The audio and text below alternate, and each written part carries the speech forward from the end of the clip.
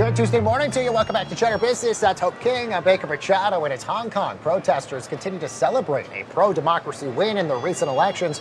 China is now blaming the U.S. Beijing says the U.S. needs to, quote, stop interfering in the country's internal affairs.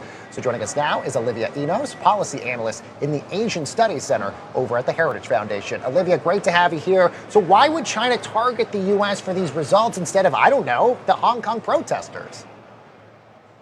Well, China loves to just sort of dangle bright, shiny objects to distract from its own bad behavior.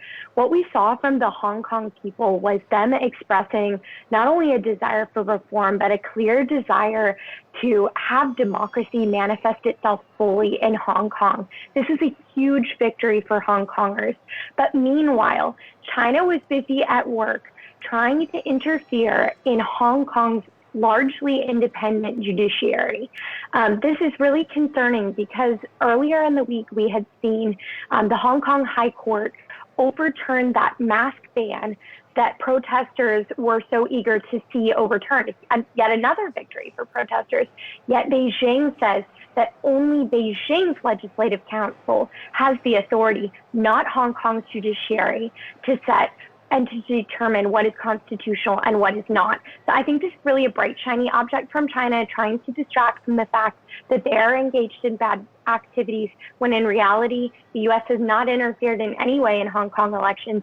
The Hong Kong people are simply expressing their desire for reform and democracy. Yeah, I love that you're describing it as a maybe distraction. What about, is it a warning sign of what's to come, a warning that maybe China may actually ramp up its efforts to curb and to draw Hong Kong into its fold a lot sooner than that 50-year grace period that they were given back in the late 90s? I think that's definitely one of the motivations of the Hong Kong protesters. They are so fearful that they're going to have to surrender their freedoms at the footsteps of Beijing. And I think that that would obviously be a terrible, terrible outcome. A lot of speculation early on was that Beijing might consider some form of military intervention in Hong Kong. Of course, we haven't seen that yet, but that doesn't make the actions that China is taking now any less dangerous, because when a country interferes in those institutions that are impartial, that protect the rule of law and preserve fundamental freedoms in the way that we're seeing Beijing interfering in Hong Kong's judiciary, we should be very, very concerned and watch carefully over the next several weeks and months to see how and in what ways Beijing is in fact interfering. Yeah, President Trump has really highlighted his relationship with Xi Jinping, saying that he has a great working relationship with him. But what's interesting is that the recent bill that was passed in the House essentially condemning China and basically supporting all the protesters. Do you feel like the president then has to support that then congressional bill to support the protesters as a result of these accusations that China's lobbying against him? I mean, I think one thing is clear from all of this, it's that Congress has long been a champion for human rights and freedom, and in the event that the executive is not acting, Congress will take action. I think a lot of the president's remarks, especially granting credence to Xi Jinping, a guy who has now, some are saying, close to 2 million individuals in political re-education facilities. Those are the Uyghur Muslims in Xinjiang. This is not a legitimate leader. This is a leader who is violating the fundamental rights of his people. And the U.S. shouldn't be caught granting credence to a leader that is abusing his own people and seeks to undermine the freedom of other peoples as well. Yeah, and I do believe, by passing this, right, they have more evidence than the Chinese do to say that the U.S. is interfering, their perspective, their definition of what that ultimately means. And then in the trade war scheme of things, when this is now, again, overturning the results here of these elections, overturning what was really the status quo of Hong Kong, how might this play a role, or maybe not, in how the U.S. and China might engage further in these trade talks? Well, of course, we've heard the president saying that because trade negotiations are ongoing, the U.S. cannot be outspoken in its support for Hong Kong, but this couldn't be further from the truth.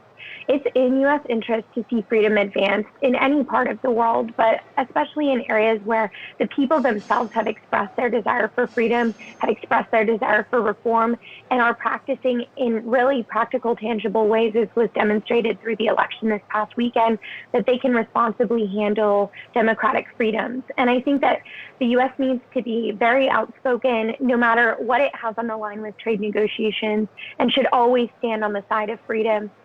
That's been a long-term U.S. historic role, both in Asia but all over the globe, and that should continue to be true.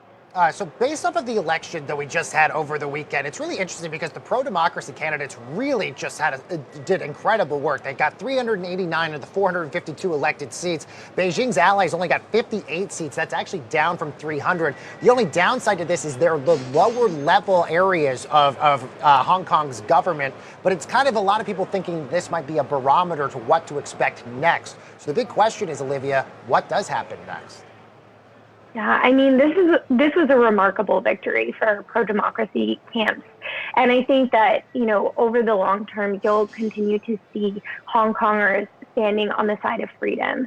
I think that it remains to be seen what the ultimate outcome of all of this will be, because, of course, Beijing has its own interests and its own plans, and it's acting on those. So we should be very, very wary of that. And that's why the U.S.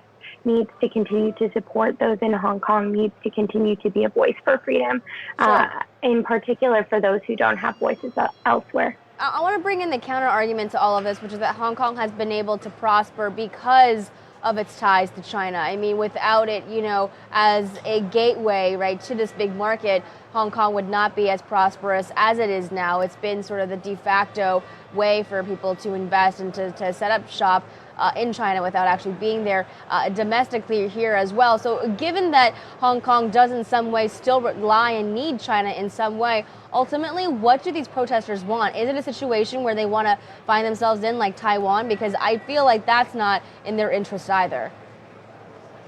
Yeah, that's a great question. I would actually sort of flip that the other way and think of it as actually Beijing really needs Hong Kong. I mean, the fact that Hong Kong is a capitalist society that has flourished for so long, that has been a centerpiece of economic freedom, has been, a cornerstone of business and trade in Asia.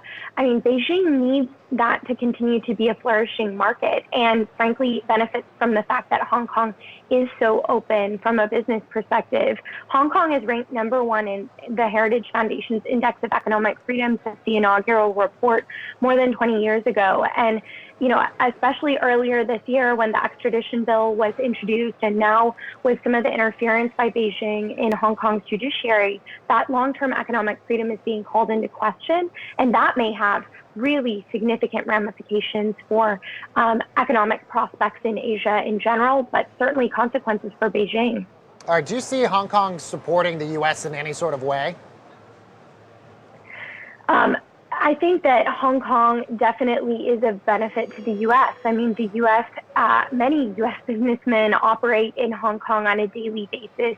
It's a center of trade, it's a center of commerce, it's a center of innovation that the U.S. does, of course, benefit from. And so it is in our interest to see Hong Kong economically flourishing, but also it's in our interest to continue to maintain countries that preserve liberty, that preserve freedom in Asia, because frankly, with North Korea around the corner, China, and several other authoritarian countries like Burma or Cambodia backsliding in recent years, we need to do all that we can to make it possible for countries to maintain freedom and to maintain respect for human rights, because that's how the U.S. has traditionally had influence and held influence in Asia, is through that values component of its policy toward the region. All right, great analysis. Olivia Enos, policy analyst in the Asian Studies Center over at the Heritage Foundation. Thanks, Olivia.